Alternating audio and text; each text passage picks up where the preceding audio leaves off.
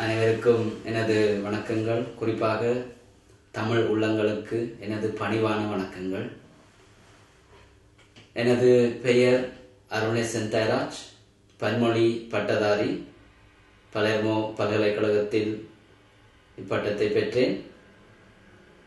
இங்கு நான் பல வருடமாக பலர்மோ இத்தாலியில் வசித்து கொண்டிருக்கின்றேன். இங்கு நிறைய தமிழ் மக்கள் இங்கே வாழ்கின்றார்கள். கிட்டத்தட்ட 30-35 வருடங்களுக்கு மேலாக இருக்கின்றார்கள். அப்படி இருந்தும் இங்கு வசதியாக நிறைய பேர் இல்லாமல் தான் இருக்கின்றார்கள். அவர்களின் பொருளாதாரத்தையும் சமூக அந்தஸ்தையும் வளர்ப்பதற்கு ஒரு பெரிய சந்தர்ப்பம் ஒன்று மாண்புமிகு மாநகர முதல்வர் லேலுக் அவர்லாந்தோ தந்திருக்கின்றார்கள். அதாவது வெளிநாட்டவரை உள்ளடக்கிய மேம்பாட்டு சபை தேர்தல். அதாவது வெளிநாட்டவருக்குரிய பாராளுமன்றம், ஒரு சட்ட சபையை உருவாக்கப் போகின்றார்கள். அது 20ஆம் தேதி அக்டோபர் மாதம் 2013 நடைபெற இருக்கின்றது. அதில் அனைத்து தமிழ் மக்களையும், உங்களுக்கு தெரிந்தவர்களையும் வாக்களிக்க செல்லுமாறு உங்களை தாழ்மையுடன் அன்புடன் உங்களை கேட்டுக்கொள்கின்றேன். ஏனென்றால் இங்கு பலர்மோ தமிழ் மக்களின் ஒவ்வொரு பலர்மோ வாழும் தமிழ் மக்களின் ஒரு பெரிய பொறுப்பாக இருக்க வேண்டும். அதை நீங்கள் உங்கள் கடமையாகவும் உரிமை எடுத்து அதை செய்ய வேண்டும். ஏனென்றால் இந்த சந்தர்ப்பத்தை நாங்கள் விற்றால் வேறொரு சந்தர்ப்பம் கிடைக்குமோ தெரியவில்லை. ஒரு சட்டசபையில் உள்வாங்குவதென்றால் ஒரு சாதாரணமான விடயமில்லை. அதில் நாங்கள் உள் சென்றால் நிறைய சலுகைகளையும் சேவைகளையும் பெற்று தமிழ் மக்களுக்கு எங்களால் பெற்றுக் கொடுக்க முடியும். அதன் காரணத்தால் தமிழ் மக்கள் சார்பாக இந்த தேர்தலில், வெளிநாட்டவரை உள்ளடக்கிய மேம்பாட்டு சபை தேர்தலில் நான் வேட்பாளராக நிற்கின்றேன்.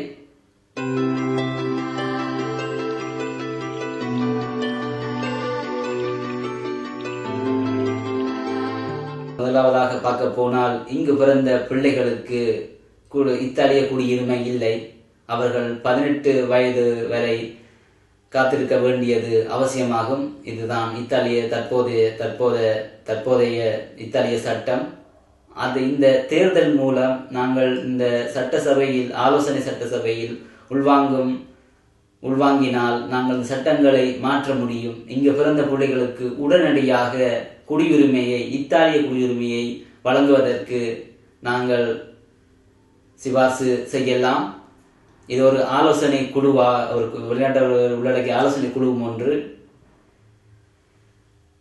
இங்கு இத்தாலிய அரசாங்கம் சரி, மாநகராட்சி சரியும் அவர்கள் எங்களுடைய அபிப்பிராயத்தை பெற்ற பிறகுதான் வெளிநாட்டவர் மக்கள் சார்ந்த சட்டங்களை போட முடியும், அமுல்படுத்த முடியும்.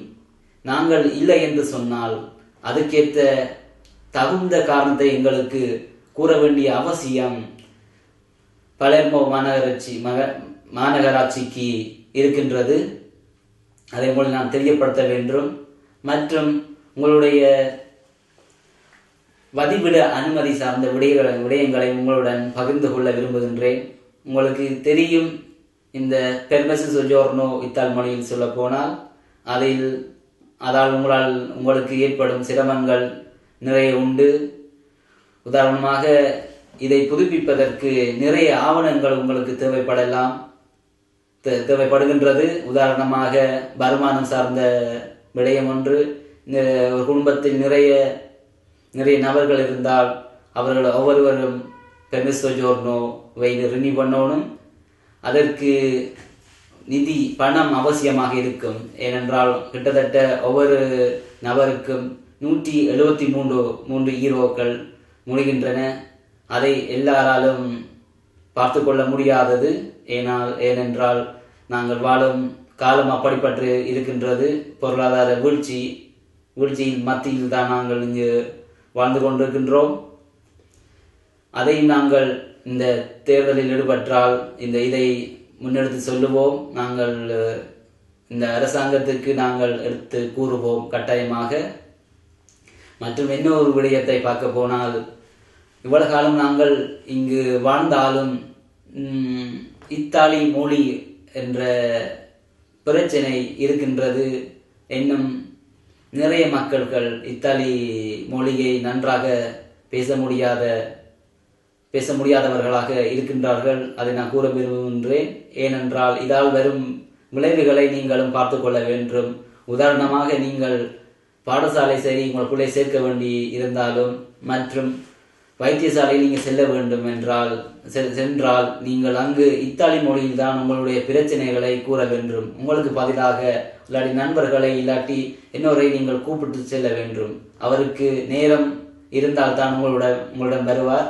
இல்லாட்டி நீங்கள் அங்கு போய் சென்று உங்கள் வைத்தியருக்கு உங்கள் பிரச்சனை எடுத்து சொல்வதற்கு மிகவும் சிரமப்படுவீர்கள். இங்கு பலர்மோவில் வாழும் தமிழ் மக்கள் நிறைய சிரமங்களை அடைந்திருக்கிறார்கள். உதாரணமாக, மொழி பிரச்சனையால் சில பேர் மரணம் அடைந்திருக்கிறார்கள். அவர்கள் சொல்ல வந்தது ஒன்று, ஆனால் வைத்தியர் புரிந்து கொண்டது வேறொன்றாக இருந்தபடியால் அவர் மரணம் அடைந்திருக்கின்றார்கள்.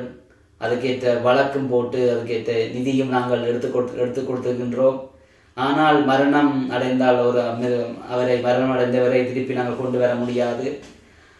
அதற்காக நாங்கள் என்ன செய்ய போகின்றோம் என்றால், இதுக்கு ஒரு சட்டம், அதாவது ஒவ்வொரு வைத்தியசாலையிலும் பாடசாலையிலும் ஒரு மொழிபெயர்ப்பாளர்கள் இருக்க வேண்டும், அவசியமாகும். அவரவர் நாட்டை சார்ந்த மொழிபெயர்ப்பாளர்கள் அவசியம் இருக்க வேண்டும். நீங்கள் அடுத்த விடயத்தை பார்க்க போனால், பென்ஷன், ஓய்வூதியம், அது இங்கே சில பேருக்கு அந்த விடயங்களை பற்றி நிறைய அறியாமைகள் இருக்கின்றன.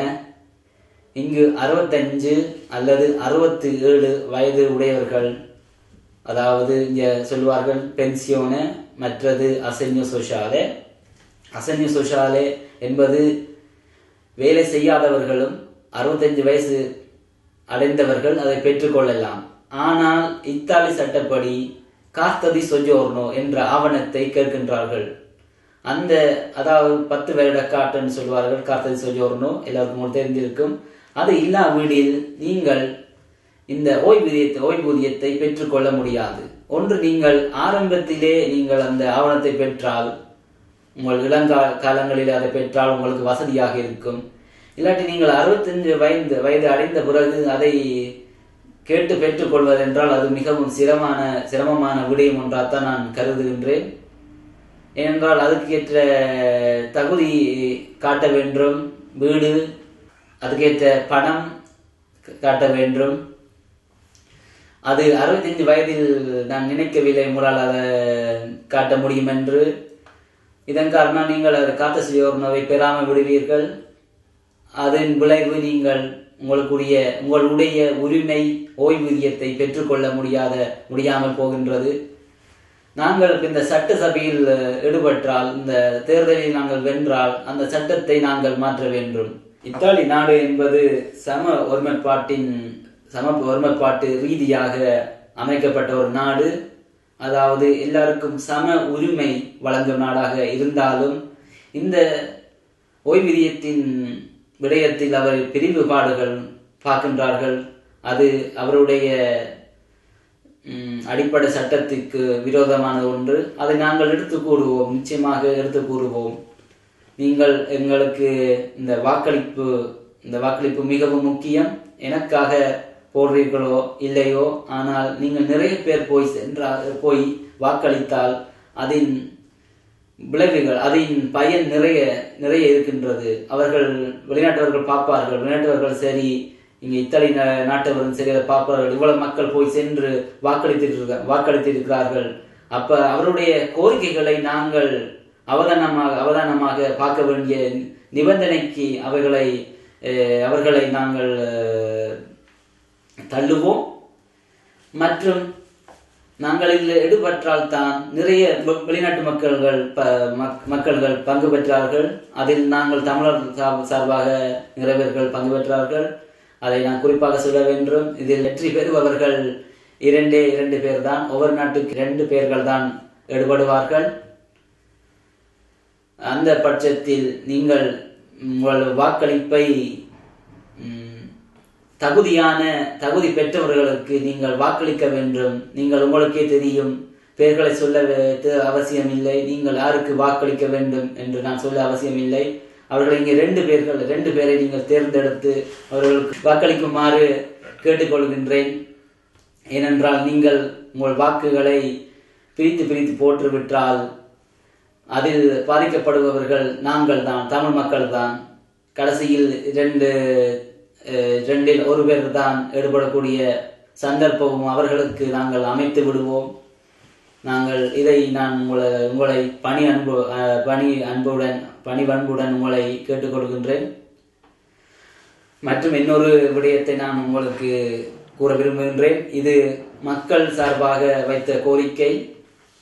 என்னவென்றால் இங்கு ஸ்ரீலங்கா எம்பசியை இங்கு வரவேற்பது, அதாவது அவருக்குரிய ஒரு அலுவலகத்தை இங்கு ஏற்படுத்தி கொடுப்பது விடயமாக நீங்கள் இங்கு வரும் என்னுடைய அலுவலகத்தில் வரும் அனைத்து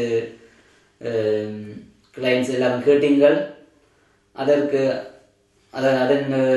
விண்ணப்பத்தை நாங்கள் பெற்றோம்.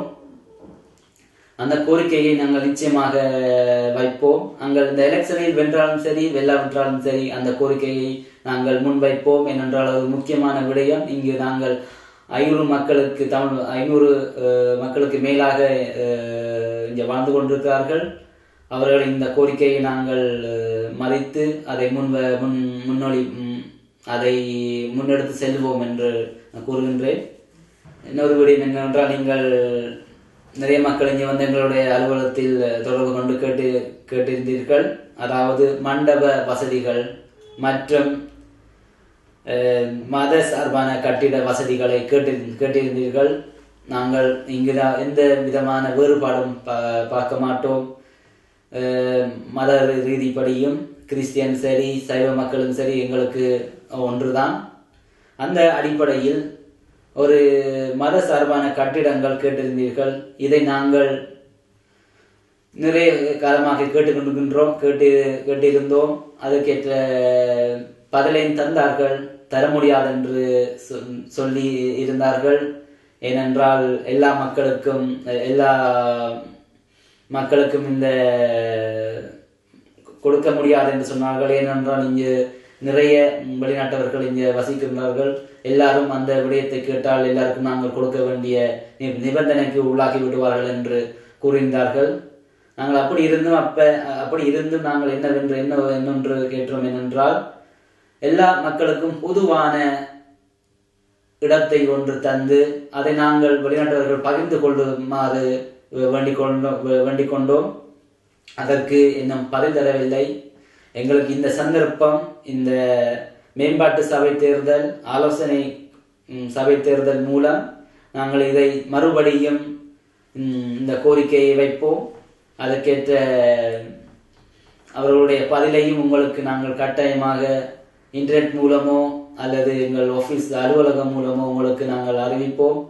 அவர்கள் நாங்கள் வைக்கும் கோரிக்கைகளுக்கு அவர்கள் சொல்லும் பதிலையும் உங்களுக்கு நாங்கள் உடனடியாக இன்டர்நெட் மூலமும் அல்லது எங்கள் அலுவலகம் மூலம் சொன்ன மாதிரி நாங்கள் உடனடியாக அறிவிப்போம். அதில் உங்களுக்கு எந்தவித சந்தேகம் இருக்கக்கூடாது என்று நான் உங்களுக்கு தெரிவிக்கின்றேன்.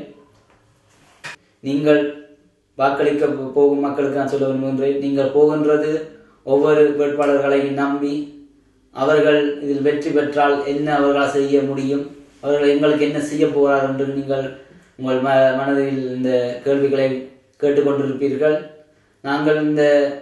நான் இந்த தேர்தலில் வெற்றி பெற்றால் உண்மையிலே நிறைய விடயங்களை நான் உங்களுக்காக செய்வேன். ஏற்கனவே உங்களுக்காக செய்து கொண்டிருக்கின்றேன். இந்த பொது அமைப்பு பத்நாத்தோ காஃப் மூலம் உங்களுக்கு ஏற்கனவே செய்து கொடுத்திருக்கின்றேன். உதாரணமாக உங்களுக்கு சொஜோர்னோ சரி, கார்த்தது சொஜோர்னோ நேஷனாலிட்டி நிறைய பேருக்கு எடுத்து கொடுத்திருக்கின்றேன். இதில் நாங்கள் ஈடுபட்டால் தான் எங்களுக்கு எங்களுடைய அந்தஸ்து, எங்களுடைய தகுதியை இன்னும் மேம்படுத்த முடியும். அதற்காக இந்த தேர்தல் எங்களுக்கு மிகவும் முக்கியமாக இருக்கின்றது. உங்களோட அன்புடனும் தாழ்மையுடன் இதை மறுபடியும் கூறுகின்றேன். ஏனென்றால் இது ஒரு விளையாட்டான தேர்தல் இல்லை, இதுக்கு ஒரு தகுதியான தேர்தல். இது சிண்டகோ ஒர்லாந்தோ அவரால் நடத்தப்படும் தேர்தல், அரசாங்க தேர்தல். ஒவ்வொரு வெளிநாட்டவருக்குரிய பிரதிநிதியை தேர்தல் செய்யும் தேர்தல். அந்த பிரதிநிதி மூலம்தான் எங்களுடைய தேவைகளை எடுத்து செல்லும் தேர்தல். இதை மீண்டும் மீண்டும் உங்களுக்கு கூறி ஞாபகப்படுத்த விரும்புகின்றேன்.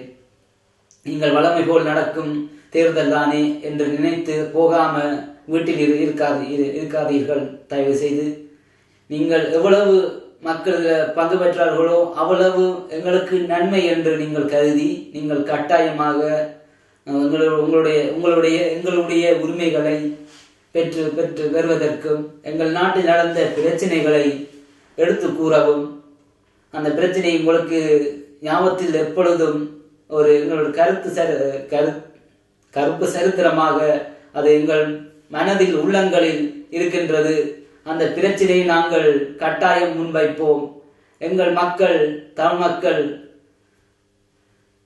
அவர்களுக்கு ஒத்தரும் இல்லை என்று நினைத்துவிடக் கூடாது. எங்களுடைய உரிமையை, எங்களுடைய பிரச்சனையை நாங்கள் தான் பார்த்து கொள்ள வேண்டும். மற்றவரிடம் கூறினால் அதை கேட்டு போட்டு அப்படியா என்று சொல்லிட்டு கேட்டுட்டு அனுதாபத்தை தெரிவித்து தான் போவார்கள். எங்களுக்கு தேவையான விடயங்களை நாங்கள் தான் பெற்றுக்கொள்ள வேண்டும். எங்கள் உரிமைகளை நாங்கள் தான் எடுத்துக்கொள்ள வேண்டும். எங்கள் நாட்டு பிரச்சனைகளை, அந்த படுகொலைகளை, இன அழிப்பை சர்வதேச மக்களுக்கு எடுத்து செல்ல வேண்டிய கடமை எங்களுக்கு இருக்கின்றது. அதை நாங்கள் கட்டாயம் தெரியப்படுத்துவோம், எடுத்து கூறுவோம். இதையும் இன்னொன்றை கூற விரும்புகின்றேன். இது ஒரு மாநகர சபை தேர்தல். இதை நாங்கள் எல்லா விடயங்களையும் கூற முடியாது இந்த தேர்தலில். ஏனென்றால் மாநகர சபை என்பது அவர்களுக்கு ஒரு எல்லை இருக்கின்றது. உங்களுக்கு தெரியும், மாநகரம் இருக்கின்றது, மற்றது மாவட்டம் இருக்கின்றது, மற்றது தேசிய அரசாங்கம் இருக்கின்றது. அந்த அடிப்படையில் நாங்கள் படிப்படியாகத்தான் போக வேண்டும். எடுத்தவுடன் நாங்கள் வெற்றி காணுவோம் என்று உங்களுக்கு கூற முடியாது. ஆனால் நாங்கள் படிப்படியாக சென்று படிப்படியாக முன்னேறி எங்கள் முன்னேற்றம் உங்கள் வளர்ச்சி என்று உங்களுக்கு தெரியப்படுத்துவோம்.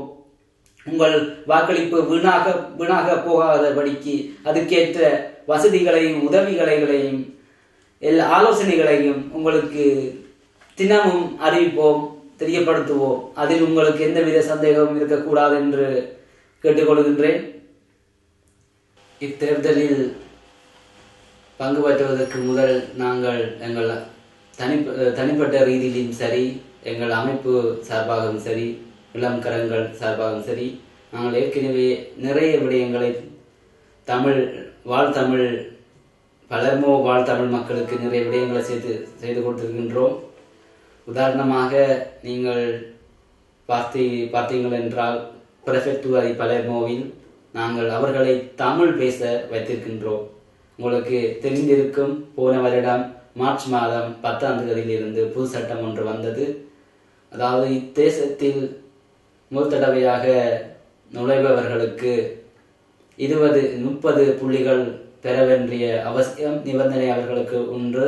இந்த 2 வருடத்தில் அவர்கள் 30 புள்ளிகளை பெறாவிட்டால் வெளிநாட்டு இத்தாலி தேசத்தை விட்டு போக வேண்டிய நிலைமை அவர்களுக்கு ஏற்படும்.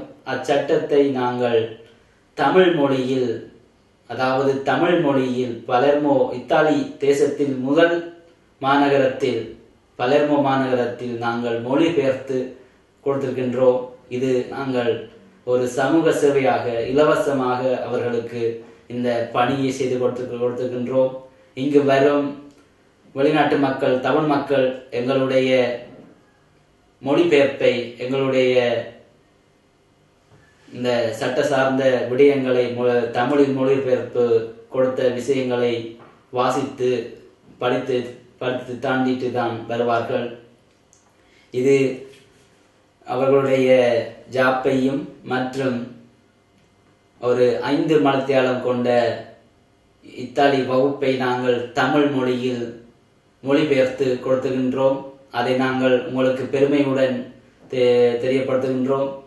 இது எங்களுடைய முதல் படிதான்.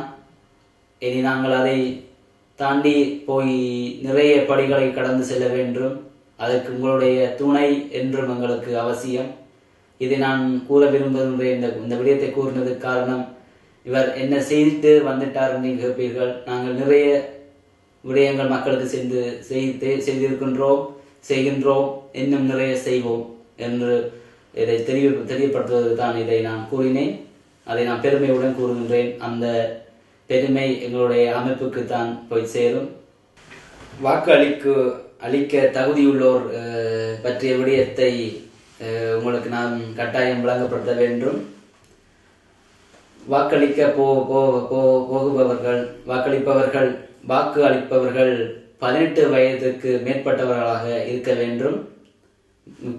குறிப்பாக வெளிநாட்டவர்களாக இருக்க வேண்டும். இத்தாலி தேச மக்களை தவிர்த்து இங்கு வாழும் அனைத்து மக்களும் எங்களுக்கு வாக்களிக்கலாம். அதை நீங்கள் அதை தெரிந்து கொள்ள வேண்டும். தமிழ் மக்கள் சார்பாக நிற்கும் வேட்பாளருக்கு மட்டும் வாக்களிக்க வேண்டிய நிபந்தனை இல்லை. நீங்கள் விரும்பினால் எந்த நாட்டு மக்களுக்கு நீங்கள் போடலாம். ஆனால் நீங்கள் போட வேண்டியது தமிழ் மக்களுக்கு தான். தமிழ் மக்கள் ஈடுபட்டால் தான், தமிழ் மக்கள் சார்பாக நீக்கும் வேட்பாளர்கள் ஈடுபட்டால் தான் எங்களுக்கு தேவையான விடயங்களை பெற்றுக்கொள்ளலாம். முதலில் 18 வயது அடைந்தவராக இருக்க வேண்டும். மற்றும் இங்கு ரெசிடென்ஸா பதிந்திருக்க வேண்டும். ஒவ்வொரு பலர்ம மாநகரம் 8 வட்டாரங்களை கொண்டது. ஒவ்வொரு வட்டாரத்திலும் வாக்களிக்கும் இடங்கள் இருக்கின்றன. உங்களுடைய ரெசிடென்ஸாவை பொறுத்து அங்கு செல்ல வேண்டும். இதை நீங்கள் அறிந்திருக்க வேண்டும். உதாரணமாக, 1ஆம் வட்டாரத்தில் 2 பாடசாலைகளை ஒழுங்குபடுத்தியிருக்கின்றார்கள். ஸ்கோலா வால்வேர்தே, அது வியா வால்வேர்தே, அதாவது பியாட்சா சான் டொமினிகோ அருகாமையில் இருக்கின்றது. இன்னொரு பாடசாலை ஸ்கோலா மாதரே தெரேசா தி கல்கத்தா, அது வியா மக்கேடா 53 ஞானஸ்டோர் பலசரக்கடையில் அருகாமையில் இருக்கின்றது. 2ஆம் வட்டாரம் ஸ்கோலா அமாரி வியா இங்கிரசியா 33 இலக்கம், அது வியா லிங்கோன், அதாவது ஜோர்னாலே டி சிசிலியா அருகாமையில் இருக்கின்றது. மற்றும் 3ஆம் வட்டாரம் ஸ்கோலா பிலிப்போ பவுலோ பேரெட்ஸ், பியாட்சா பேரெட்ஸ் 1ஆம் இலக்கத்தில் இருக்கின்றது. அதாவது அந்தோனியார் சர்ச் பின்னுக்கு அமைந்துள்ளது இந்த பாடசாலை. 4ஆம் வட்டாரம் ஸ்கோலா மோன்டெகிராப்பா வியா குஸ்தாவோ ரோச்செல்லா 37ஆம் நம்பர் இலக்கம், அது பல்கலைக்கழகத்தின் அருகாமையில் இருக்கின்றது. மற்றும் எங்களுக்கு இன்னொரு முக்கியமான வட்டாரம் 5ஆம் வட்டாரம் சொன்ன போனால் கூடுதலாக வியாடாந்த பகுதியில் வசிக்கும் மக்கள்கள் இந்த இடத்துக்கு தான் செல்ல வேண்டும். 5ஆம் வட்டாரம் சொன்ன போனால் எங்கள் ஆபீஸ் உங்களுக்கு தெரியும், 14 அதிலிருந்து பியாட்சா நோஷே வரைக்கும் இந்த வட்டாரம் அமைந்துள்ளது.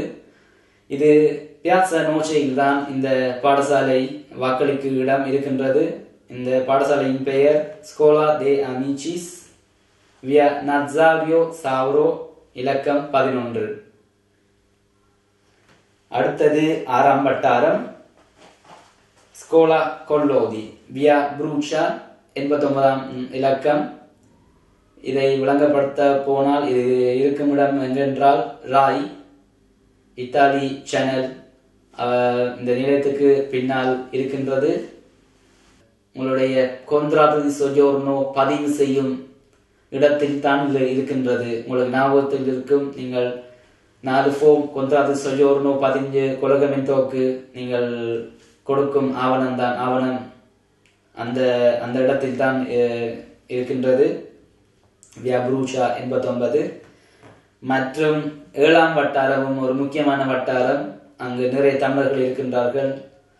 அதை அந்த பகுதியை சான் பிலிப்போ நேரி அல்லது ஜென் என்றும் அழைக்கலாம். அந்த பகுதியில் இருப்பவர்கள் ஜென், பல்லவஷீனோ, மொண்டெல்லோ பகுதியில் இருப்பவர்கள் இந்த இடத்தில் தான் போய் வாக்களிக்க வேண்டும். ஸ்கோலா சான் டொமேனிகோ சாவியோ. உங்களுடைய பிள்ளைகள் கூடுதலாக இந்த பாடசாலையில் தான் படிக்கின்றார்கள். குறிப்பாக சொன்ன போனால் வியாலே டெல்லா ரெசுரக்சியோனே இலக்கம் 1.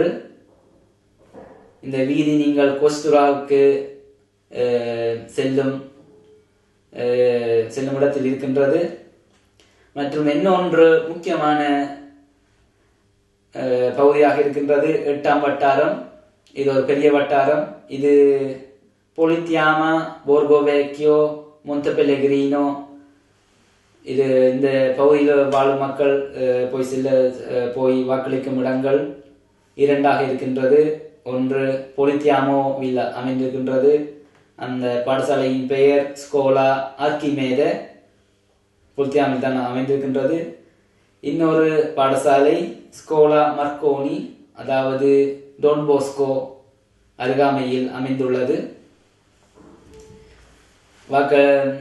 நீங்கள் 20ஆம் தேதி 10ஆம் மாதம் அக்டோபர் 2013 போய் வாக்களிக்க வேண்டும். ஞாயிற்றுக்கிழமை காலை 8 மணியிலிருந்து இரவு 8 மணி மட்டும் வாக்களிக்கலாம். உங்கள் தகுதியான வேட்பாளர்களை நீங்கள் தேர்ந்தெடுக்கும் காலம், நேரம் நீங்கள் பணிவன்புடன் இதை கேட்டுக்கொள்கின்றேன். தயவு செய்து போய் அங்கு சென்று பாடசாலைகளில் சென்று வாக்களிக்கவும். மறுபடியும் கூறுகிறேன், 20/10/2013 காலை 8 மணியிலிருந்து இரவு 8 மணி வரை வாக்களிக்கலாம். நன்றி, வணக்கம்.